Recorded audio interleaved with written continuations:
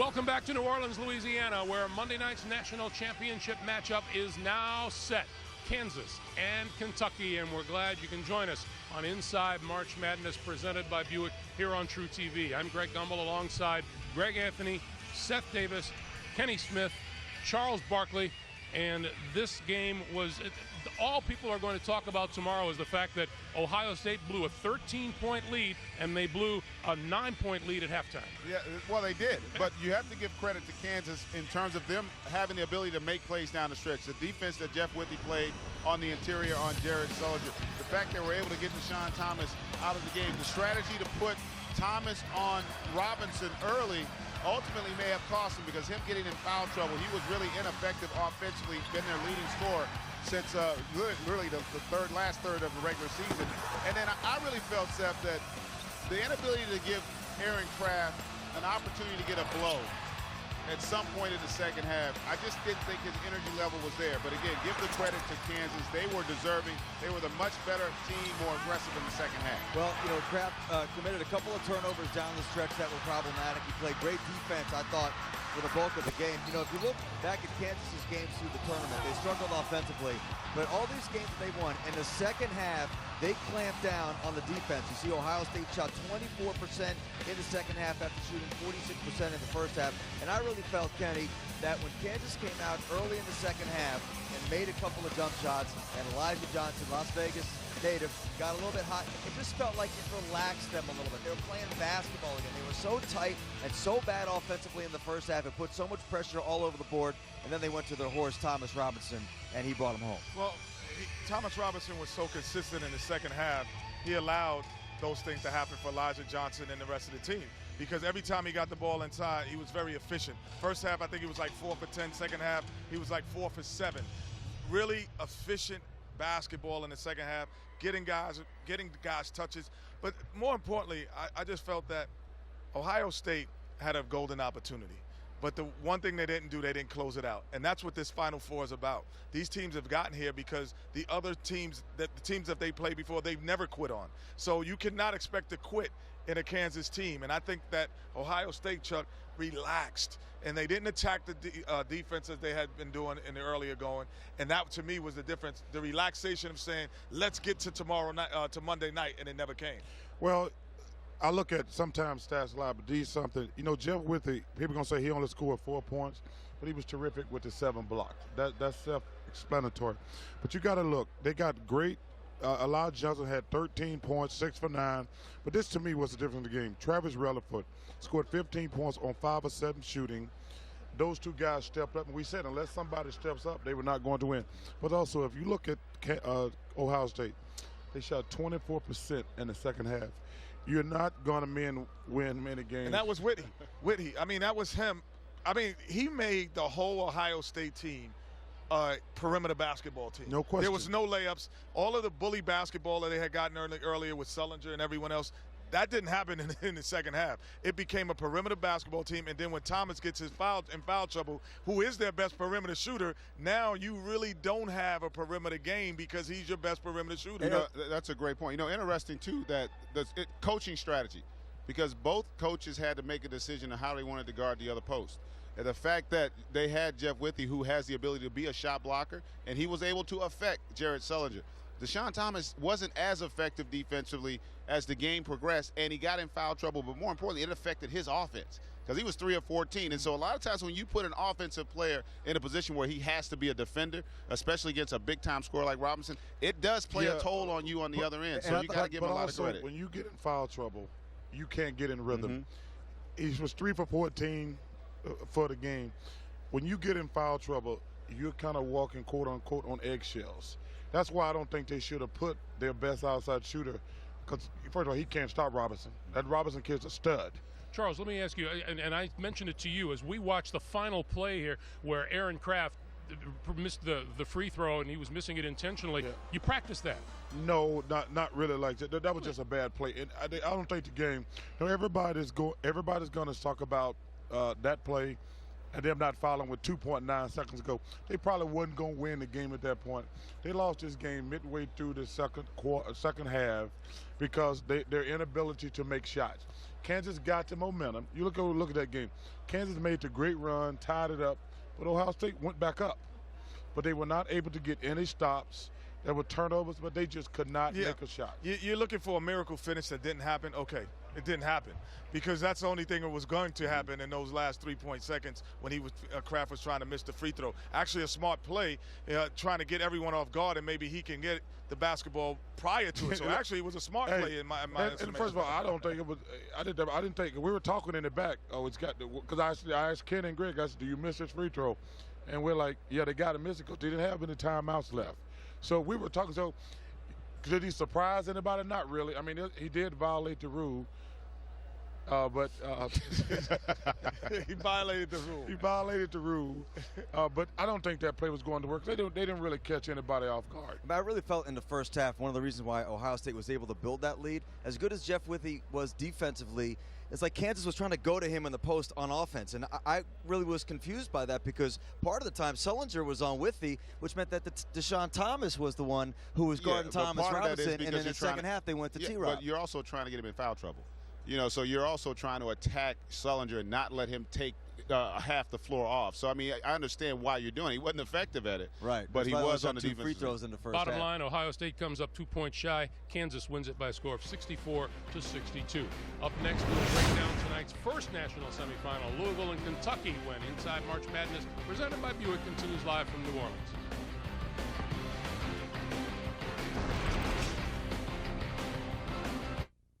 12 seconds to play. Steven drives. Wraparound pass out to Turek. Turek into the lane. 10-footer. Won't go. Rebound. Tapped and controlled by Davis. His 14th of the night. 3, 2, 1. Lazele Montarule. Let the good times roll. In New Orleans, the Cats will play for the national championship. They beat Louisville 69-61 here in New Orleans. Good times continue to roll for the Kentucky Wildcats as we welcome you back to New Orleans and continue live Inside March Madness presented by Buick on True TV. Our championship lineup all set now. Kansas and Kentucky coming your way on CBS Monday night, tipping off at 9:23 Eastern Time. Ohio State's Aaron Kraft right in the spotlight at the tail end of the game, and after the game, he talked with Tracy Wilson. Aaron, can you tell us what you were trying to do on that free throw? When we had to miss it, we were down 2. Thought I let it hit the rim before I went over. Apparently I didn't, so. This is the one that got away. How hard is this loss for you guys? It's tough. I mean, Kansas is a great team. You got to give them a lot of credit. Can't be mad at my guys, man. I'm very proud of these guys, and so many people doubted us midway through the year, and we just stuck together and we kept believing in one another.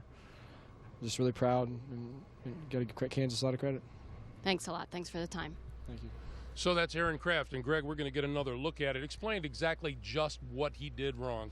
Well, basically, on that last possession on the free throw, he's in essence, you're not allowed to break the plane of the free throw line as the shooter until the ball touches the rim. And so in the official's estimation, you take a look here. When that ball leaves his hand, he cannot break the plane of that free throw until that ball hits the rim. See, and he's already broken it at that point.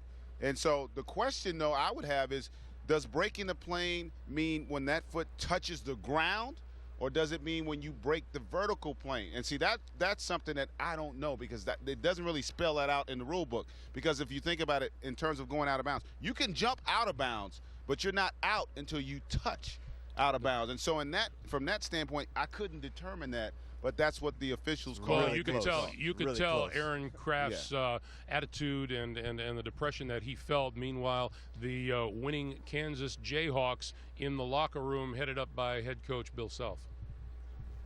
I don't know if we could play worse, and I don't know if we could play better. God, you guys were unbelievable down the stretch. Second half, hold them to 24%. I'll rebound them by like 6, and we turned it over a couple of times. Ty was wide open on that. You just stood behind me on that pass there to win the game. Right? You just stood behind me. But I tell you what, everybody stepped up and made big plays. Everybody. Thomas, you were so much better. Ty, you were much better. Everybody did a great job, but how important was it to get that cat back in the game? Unbelievable plays. Connor, huge three. But really, God, tell it like it is. The two cats that won the game for us today is that man right there.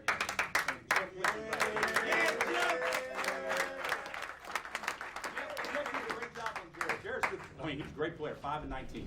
He did an unbelievable job on him. Of course, Travis got loose balls and came up with some extra possessions. But enjoy this, okay? Enjoy. Go ahead and celebrate tonight. I don't care. All right, go. No, I mean here. Oh, okay. No. Go ahead and celebrate in here and pretend this is your Bourbon Street, so you guys have a good time in here. But the bottom line is, guys, we get a chance to play for all the marbles, and we get a chance to play an unbelievable team, and we get a chance to play the winningest program in the history of basketball, and they're playing the second winningest program in the history of basketball. It's going to be the best setting ever on Monday night. All right. Coach Bill Self, Kenny, how's that for a typical coach? He leaves things wide open for interpretation. Like, I feel strongly both ways about the way we played. Yeah, and he's actually accurate because, you know, it was a tale of two halves. And I think overall, the one thing that they did have, they had resolve. The second thing they did have, they had a shot blocker in Withy. When he came and changed the game, the whole dynamic of the game changed. And then you had a star. And you said, Thomas Robinson, just get us good baskets. Give us 3 possessions when our guys are struggling. When we can't make a play, just give us 3 baskets to keep us in it. And then someone else might make a play. And that's what happened. He gave them an opportunity by getting 3 easy baskets, or not even easy, post-up baskets and post-around-the-rim baskets. And then he allowed his other teammates to join in with him. And I thought that was a bigger testament. And that's why you're here at the Final Four. And it could have been the other way. It could have been Ohio State doing the exact same thing to them. And it could be tomorrow. It could have been the other game. The same exact thing could have happened. These are the best 4 teams, I thought, that played the best in this whole tournament. They're here today. Yeah, I thought, and you know, here's the other thing. I know you guys talk about game day coaches. Bill Self appears to be right up there among them. Oh, he's as good as it gets, and I thought his preparation and also his tactical strategy throughout the course of the game played huge dividends in them winning. And again, I just think he feels like we're in the national championship game, and we just haven't played our best in this tournament. I think, you know, if Kentucky looks at that Indiana game, they may say, well, we really played well. When they were running all over Baylor, they may feel like we really played well. I feel like Kansas still has a higher ceiling to go. The problem is Kentucky's ceiling is still, in my view, considerably, or maybe not considerably, but certainly higher than Kansas's ceiling, and I think it's a higher mountain. The ceilings at my house are a lot bigger than yours. My friends are bigger than yours. Fair we'll point. have more Fair Inside point. March Madness presented by Buick right after this.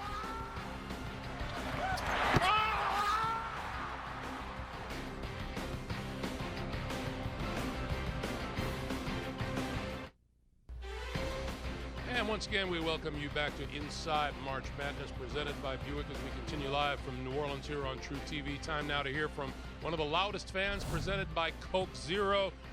What does it say, Greg? I called it Kansas against Kentucky for it all, and his championship pick is Kentucky. We'll see if it comes true Monday night. You know what? We should all just tweet that out. I just called it just now. So we should be asking who the hell Bill Mitchell is. Yeah. That's what we should be thinking. Welcome back to New Orleans, everyone. This Kentucky against Kansas matchup is one worth talking about, not just for Monday night, but they met earlier this season. They did meet earlier. Obviously, when you look at Kentucky, and Seth made the point, I do think their ceiling is higher than Kansas. But if you can have an impact on the game, much like Louisville did to a certain extent, maybe that brings that ceiling down to a level that you can get to if you're Kansas. And so the points you made about the fact that they haven't had that game, and the thing about the tournament, again, I've said it time and time again, and we've seen it, it's not always the best team that wins, because it's a one-game thing. If you have one of those nights, if Tyshawn Taylor has one of those nights, it's potentially a possibility for them to be hoisting the national championship and cutting down the nets.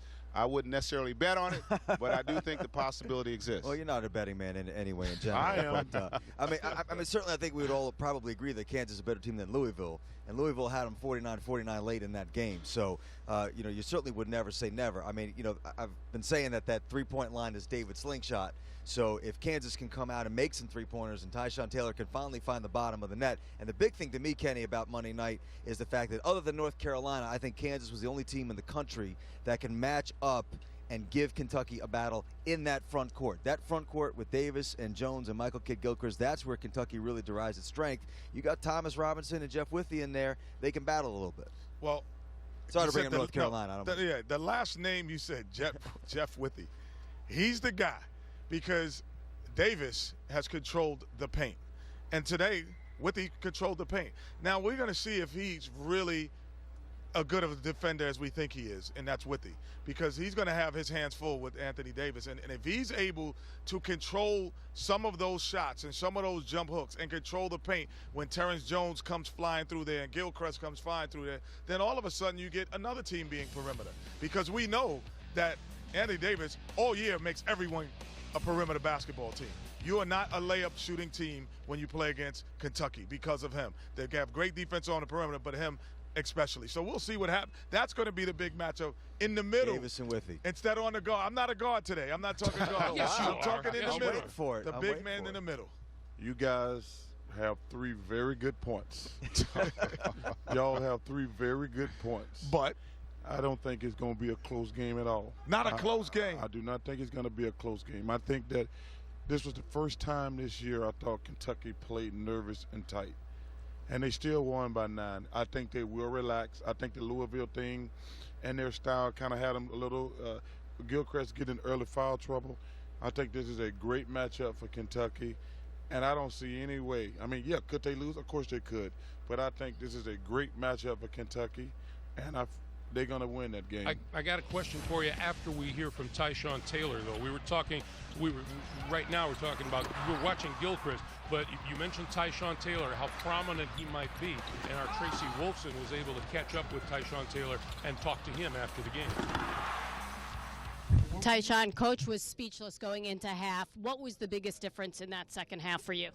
I just defended better, man. I think personally, my mindset was just to defend. I didn't do a good job in the first half, and, I wasn't pushing the ball offensively. And we came in here, and Coach got onto us and told us, look, guys, just let it go.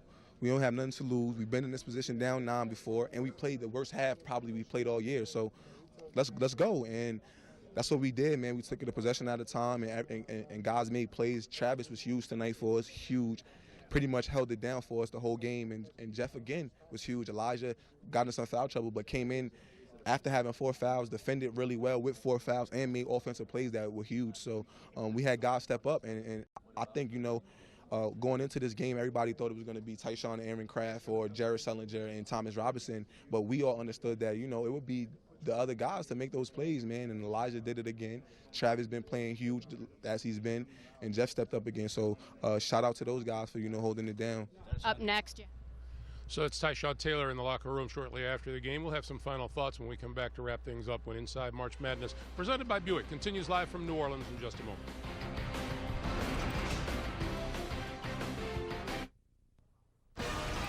Inside March Madness is presented by Buick. See real stories of human achievement on the Buick Human Highlight Reel at ncaa.com/Buick. Welcome back, everyone, as we continue on True TV with Inside March Madness presented by Buick. Game 1 tonight featured the Kentucky Wildcats and the Louisville Cardinals, and in the minds of many, it featured 2 coaches in Rick Pitino and John Calipari. And Seth, people were looking at these guys almost as much as they were looking at the 2 teams. I think the 2 guys are very relieved that this game is over. I think it took a lot out of them this week, trying to pretend like they like each other, trying to, downplay the storyline that they were wrapped up in. But, Kentucky was the show coming into the tournament. They were the show coming into the Final Four. And this is theirs to lose. I mean, and Charles, I definitely agree with you. I mean, I like them to win this game on Monday night. I think they're the better team. I don't think they played particularly well tonight, but they stayed true to what they do, which is at the defensive end, went to their main stud, Anthony Davis. And at the end of the day, they got Davis, and Kansas doesn't have Davis, and I think they're going to win the game. Memphis and Kansas met for the championship in 2008. That was John Calipari against Bill Self. Kansas won that game. Does that matter? I don't know that it matters, but I do think that you can, as a coach, the fact that you've done it and the message you preach to your kids will give them confidence. That definitely does matter from the standpoint of the belief that they have to have, much like Louisville believed that they could win. I think Kansas will. And, again, I know everyone says it's Kansas, or I should say Kentucky's to lose. I don't believe that. I think it's either team's opportunity to win because it's one game.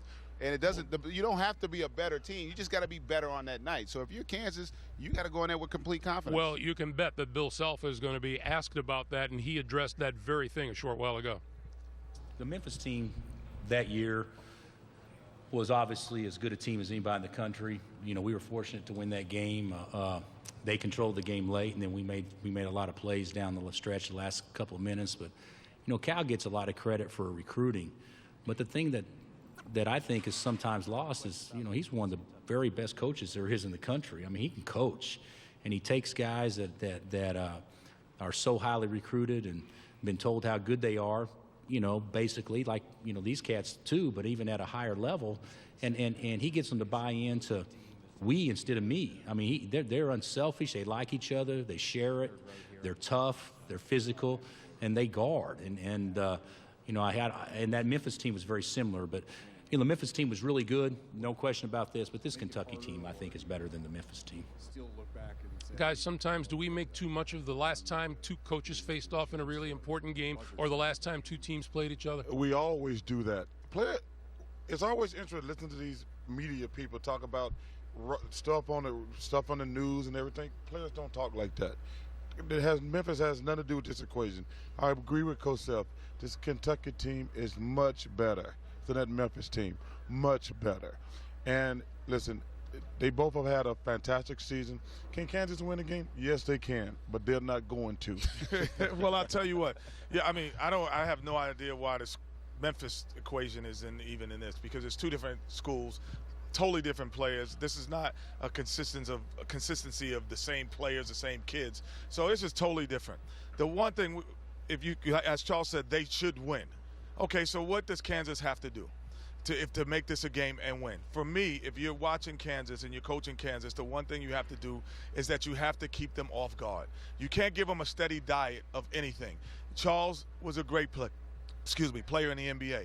We could not consistently go and double team him every single play because he's too good. If you give him a steady diet, Kentucky's team is a bunch of Charles Barkley's, a lot of great players. You cannot give them. Too. No, I don't know about that, but you can't give them a lot of consistency or a steady diet because then you start to pick it apart. It's like throwing a home run hit of fastballs every time. He's going to knock it out the park if you keep doing it. There was a lot of talk amongst the coaches, you know, as I talked with them this week about whether or not Kentucky would put so much energy into the whole Louisville thing that maybe they would be spent by the time they got to Monday night. I don't sense that that's going to happen. I thought they were cool tonight. I thought they were nervous, like Charles said, maybe a little bit off their game.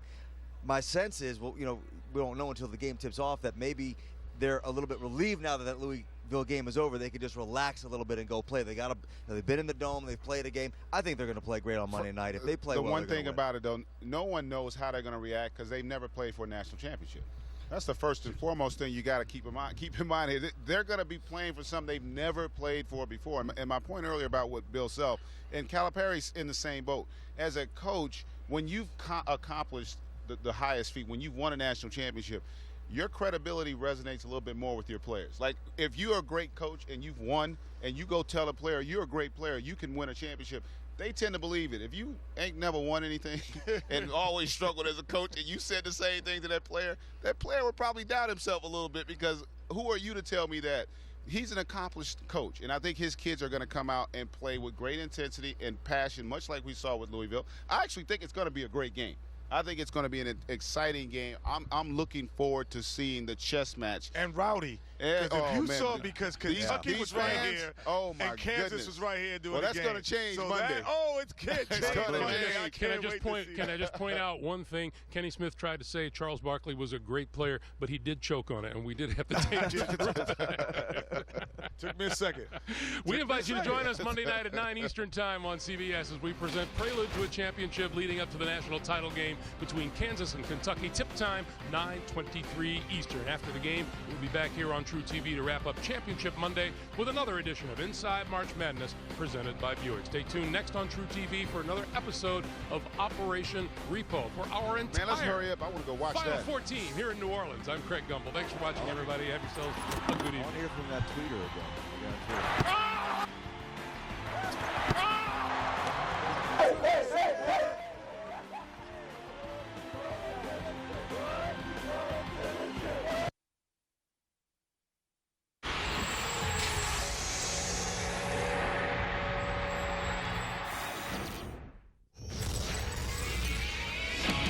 We're worried about us playing at our best. We did not play at our best tonight. So maybe Monday is our best. This is Sports Center. Final Four madness. We head live to New Orleans. Dick Vitale and the Game Day guys with full post-game coverage of both games. And as the stage gets set for the national championship game, a look ahead to Monday and what the Kansas key could be to knocking off Kentucky. Plus, Bryant has gone 3 quarters without scoring, and he's 0 for 15. It was awful. Couldn't throw the ball in the ocean if I was sitting on a boat. Kobe, ice cold. Find out what Bryant did that he's never done in his career and why the Knicks' injury problems just got much worse. On SportsCenter.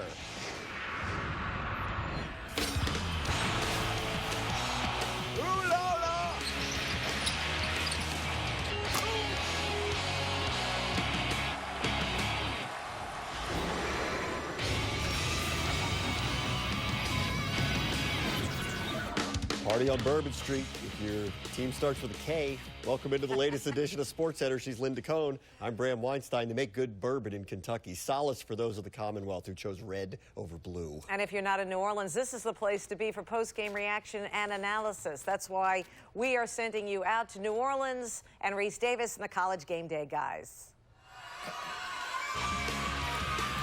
In the Big Easy for the 5th time, the city of New Orleans hosting the Final Four, and we have a classic national championship game set. It will be Kansas and Kentucky playing for the title coming up on Monday night. Glad to have you with us here in New Orleans. Hubert Davis, Dick Vitale, and Jay Billis. Just for the 2nd time in tournament history, both national semifinal games were rematches of regular season games. The Ohio State-Kansas game really just seemed like a rematch in name because Jared Sullinger sat out the regular season meeting with back spasms. Surely everything would be different this time around with the Buckeyes having big number 0 in the middle of that attack. That was the 2nd national semifinal tonight. Thomas Robinson, a first-team All-American for the Jayhawks. So, too, was Sullinger, but it was the guys from the perimeter early on. They say you can't shoot threes in domes, Hubert, but Aaron Kraft knocked down one. Well, Ohio State was hot from three-point range at the beginning of the game, and you can see William Buford, a guy that has struggled from the perimeter, really aggressive, confident on the offensive end. He was a game changer, particularly for Ohio State in the first half. Bucks were 5 of 9 from behind the arc. This was a huge play, Dick, right before the end of the half. Relaford. Absolutely got the lead under double digits. I mean, it could have went up to 13. That score was major, was a big-time moment. And Travis Relaford made it single digits in the second half. Elijah Johnson had a double-double, 13 points, 10 rebounds, scores, and then Taylor would find Robinson, Jay. Well, Thomas Robinson had 18 points in this game, was a yeoman in the second half. They went into him, and he delivered. And Johnson again knifing down the paint. 38 all. You see Deshaun Thomas, he was on the bench in foul trouble for a long time in the second half. Jeff Withey out of nowhere, one of his 7 blocks. I thought Withey was terrific. He really made Sullinger adjust shots, struggled big time. Johnson finished it up. Kansas had moved on top, 62-59. Thomas couldn't get it to go. Buckeyes get another shot, a little bit of widespread panic before Buford flushed it home to make it a 1-point game, 9.6 to go. After a couple of free throws, made it a 3-point game. Kansas has the game sealed. Oh, until Taylor hit a wide open coaching staff. Bill Self at the moment saying that's okay. Later he would make fun of Taylor for doing so. Aaron Kraft gets fouled. He made the first free throw, got to miss the second one, and hope he gets the rebound, but he can't do that. Kraft tried to flip it in quickly, grab it himself, in hopes of putting it into overtime, and after squandering a couple of double-figure leads, or perhaps better put, Kansas roared back from double figures down a couple of times. Kansas beats Ohio State 64-62, and the Jayhawks are on their way to the national championship game. 32-6 record. Thomas Robinson putting up solid numbers. Elijah Johnson, Relaford contributing. Tyshawn Taylor had 9 assists, just 1 assist short of a double-double. Bill Self very pleased with his crew. And you know, the light came on, and then we were much more aggressive second half, and you know, they missed some shots, and we controlled the glass, and we were able to play through our bigs, and we were able to get out and run. But the biggest thing is we got stops, and we rebounded, and certainly it wasn't a pretty game and not artistic at all, but I'm so proud of our guys' toughness, and Ohio State's obviously terrific, and they controlled the game you know, the first half for sure and part of the second half. But, you know, after we got it down to, you know, under 6 or 4, these guys have been in so many close games. They just have so much confidence. They just stepped up and made plays. Let's start here in the second row. First question. Coach Adam Zagoria from SMY. Can you just talk about Tyshawn's play down the stretch there? He hits the 2 foul shots. Then he, I think, probably gives you a heart attack with the steal and the he made an turnover. unbelievable. You know, Tyshawn didn't play very well the first half. I thought Aaron controlled the half for them, and second half Tyshawn guarded him. He was a factor defensively, and we pressured more, and certainly he made some plays that weren't great, but he played so well down the stretch, and the steal he got after he made his free throws were huge. And then, of course, he passed it to me on the sideline, which wasn't smart, but he was big. You know, we turned the ball over, and several of them were careless and unforced, but he and Elijah and Travis, our guards down the stretch, were good. On the aisle here on the second row. Hi, Coach. John Decker from USA Radio. What did you tell your team being down by 9 in the first half? How did you tell them to play a little bit differently in the second half? And now looking ahead to Monday night, obviously your team's on an emotional high right now. Yeah. How do you get ready for Kentucky?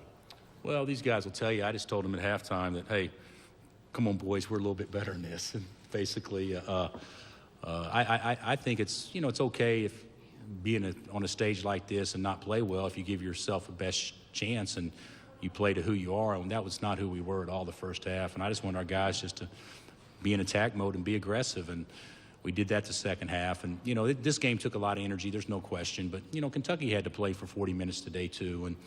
And you know, the thing about it is they're terrific. And our second half performance is, if we could play that both halves, is still good enough to get beat. I mean, we got to play a lot better than that. Playing a terrific team. But, you know, it's pretty cool to have the winningest program of all time, the second winningest program of all time, hooking up on Monday night. Way over here on the left on the aisle. Mark James, 610 The Fan, CBS Radio in Charlotte. Like against Carolina, when you went to the triangle and 2 in the final 4 minutes, was there something that you saw with Ohio State holding them to 8 of 33 in the second half that you were able to exploit? Well, I think we caught a break when Deshaun, you know, got his 3rd foul early and then got his 4th foul early. I mean, we caught a break on that. But, you know, we only trapped Jared 2 or 3 times. You know, big fella here, I thought played as good a low post defense on a great player as he could possibly play. I thought he was fabulous. And not only got 7 blocks, but he probably altered or adjusted, you know, 4 or 5 more at least. And I thought that was a huge key for us. But and then also being aggressive. You know, we've got athletic guards, but we didn't play to our athletic ability at all the first half. In the second half, Travis ran through a pass. Elijah, after he got back in the game, made an unbelievable play in transition, and Tyshawn was very active defensively and got a huge steal. Just little things like that, I think, is what spurred us, and then we rebounded the heck out of the ball. Second row down front. Greg Logan, Newsday for Jeff. There was one stretch where you blocked Sullinger's shot 3 times in a row, and then toward the end, you got Kraft and you got Buford, I believe. And just can you give me an idea of how you thought you were affecting them whenever they got close? And also, as a follow-up, could you give me your impression of the basket that was disallowed? You know, my teammates definitely look at me and see me as a rim protector, and so they know if they get beat that I'm there. And so that's why I'm there, is to help them out and block shots. And, you know, when I blocked Jared, I was just standing straight up, and I guess, you know, my length bothered him pretty well. And, you know, against Aaron, he's a great guard, but yeah, he just jumped into my body, and I just kept my arm straight up, and the ball hit that too. And so yeah, I mean, I was just in the right place at the right time, I guess. About the 5th row here on the aisle. Yeah, Jeff, the block on Buford, I don't know if you remember it, but it was, you guys are up 1, the ball goes into him, he's got Tyshawn pinned, and you kind of came out of nowhere and blocked the shot, and then Elijah got the layup to put you guys at 3. Do you remember how that play developed, where you were, and how that happened? Yeah, I remember Jared was at the 3-point line, and he picked up the dribble, so I kind of went up and tried guarding and make it a 5-second call. But, you know, Buford was obviously on the post and sealed Tyshawn and was going to have an easy bucket. And I just, you know, just turned around and jumped up and put my arm out, and, you know, I hit the ball. Far right on the aisle. Hey, Travis, you guys didn't play well, obviously, in the first half, but that very last basket of the half, how big was it, and did you know what the time was on the clock when you made it? Yes. At the time, I knew after Jeff got the block, I looked up at the shot clock. It was 3 seconds, and I saw a tie with a one-on-one. So I just put my head down and ran as fast as I could, and we happened to get the shot off. Toward the middle. Dave Scretta with the AP. Travis, you made, I think, 4 straight free throws right at the end there and twice gave your team the lead. Just talk about the confidence that you had going through that and kind of stepping up when some of the other guys were kind of going quiet. I mean, I just went to the line, relaxed, took a deep breath, and did what I always been doing all year, just take 3 dribbles and shoot the ball. I mean, I felt very confident in it before I even let the ball go, so the results, they went in. Third row down front. Noah Kozlov, Center Sport. Elijah, you seemed to laugh when Coach said that he told you guys you just needed to play better at halftime. What did he really say in the locker room? That's what he said. He probably didn't say how he just told you he said it, but that's what he said. I think that the first half, Coach told us that we was going to have to trust him, and I don't think that our starting 5 did a good job of doing that. I think we were spaced out and we were individual, and we didn't really trust what he told us that we should trust, and that's what we've been doing all year long. Once we got in the locker room, he basically told us, you know, we better than this and do what we do. We're not doing what we do, so we can't expect to win. And it clicked. When we went out, we did what we do, and we performed better in the second half. Stay in the third row. Coach and Elijah and any of the other players, could you tell me, first of all, what it means to be in the championship game, and then how good is Kentucky?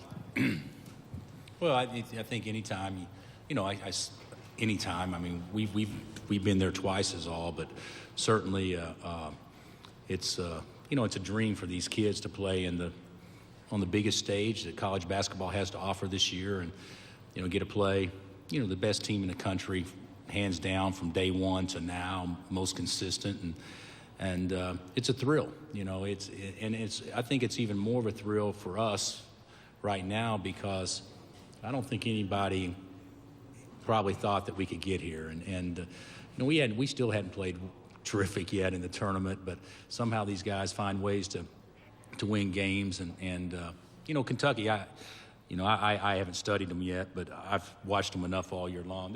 They're terrific. They're great, and they got guys that can make plays you can't coach, and they got pros and all that stuff. But I think we got good players too, and our players just keep getting better. And these guys, at least the second half, they were very confident, and we're going to have to come out and play like a confident team. And we can't be a team that is any way, shape, or form defensive or not in attack mode. We have to go take it, because I guarantee Kentucky will play like they're going to take it. Elijah, you want to weigh in? And how about bookending the season this way roughly? Second game of the year for Kansas. Back in November 15th, Kansas and Kentucky played in the Champions Classic. Monday night, they'll play for a championship. It is certainly blue blood basketball for sure. The 2 winningest programs in the history of the sport. 10 championships between them, 29 Final Fours. Kentucky has dominated the head-to-head matchup, and they'll be favored to win again on Monday night. But as Bill Self has said, these Jayhawks just keep finding ways to win. They make winning plays. They don't always look pretty doing it, but they find a way to have more points than the other guy at the end. Yeah, and it's not always their stars that get it done. We spent a lot of time talking about Thomas Robinson and Tyshawn Taylor, and guys like Travis Relaford and Elijah Johnson. Those guys combined for 28 points and 16 rebounds in this game. They outscored and out-rebounded Deshaun Thomas and Jared Sullinger. How about that? Deshaun Thomas and Jared Sullinger had 22 points and 15 rebounds. Yeah. That's pretty stout. That's real good. And Jeff Withey has 7 blocks in the game. He didn't score. He had 4 points. He rebounded well. He had 8 rebounds, but did a terrific job of making it really difficult for Jared Sullinger to score over him. And he was disciplined as a defender. Yeah. He played straight up and down, didn't bring his arm down to foul, wasn't swiping at the ball. He made guys shoot over him, and they found it really difficult to do. I'll tell you, Jay, another stat that jumps at me. When you think about stars, you think about Sullinger, you think about Thomas. They go 8 for 33. 8 for 33, and that was the defensive presence of Kansas. When you take two stars like that and you nullify them, negate them in terms of the offensive concept, you're in great shape. You got a chance to win.